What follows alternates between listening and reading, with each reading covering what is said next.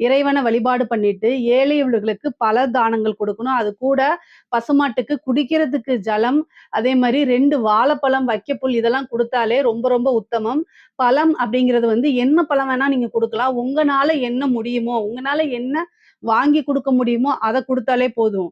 வாழைப்பழம் குடுக்கலாம், அல்லது வந்து கொய்யாப்பழம் குடுக்கலாம், ஆரஞ்சு குடுக்கலாம், மாதுளை குடுக்கலாம், ஆப்பிள் குடுக்கலாம். உங்கனால என்ன முடியுதோ அத மட்டும் செய்யுங்க.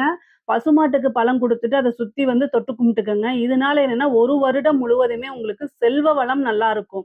இந்த சித்திரை நட்சத்திரத்துல இந்த மாதம் பிறக்கிறதுனால இத செய்யும்போது, 1 வருடம் முழுவதுமே பணத்தட்டுப்பாடுங்கிறது வராது. நல்ல காசு, பணம், செல்வ செழிப்போட நீங்க இருப்பீங்க. அது கூட வந்து டென்ஷன்கள், மனச்சோர்வு இந்த மாரி விஷயங்கள் உங்களுக்கு நடக்காது. விபத்து, கண்டம், அகால மரணங்கள் இதெல்லாம் சம்பவிக்காது. 1 வருடம் முழுவதுமே சுபிக்ஷமான வாழ்க்கை வாழ முடியுங்க. துலா ராசிய பொறுத்தவரைக்கும் இந்த ஆவணி மாதத்துல கிரக பலங்கள் எப்படி இருக்கு அப்படின்னா, உங்களுடைய ராசி அதிபதி சுக்கிரன் வந்து ஆட்சி பலம் பெறுறாரு. அப்ப இந்த மாதம் முழுவதுமே வந்து என்னன்னா, நல்ல அமைப்புகள் உங்களுக்கு இருக்கு. சுக்கிரன் ஆட்சி பலம் பெறதுனால நீங்க நினைக்கக்கூடிய விஷயங்கள் அற்புதமாக நடக்கும். ஆசை, அபிலாசைகள் எல்லாமே நிறைவேறக்கூடிய காலகட்டம். சூரியன் 11ஆம் இடத்துல ஆட்சி பெறுறாருங்க. அதாவது சூரியன்ங்கிறது 11 குடையவருங்க. 11ஆம் இடம்ங்கிறது தான் குபேர சம்பத்துக்கு ஒப்பான நிதிநிலைன்னு சொல்றது.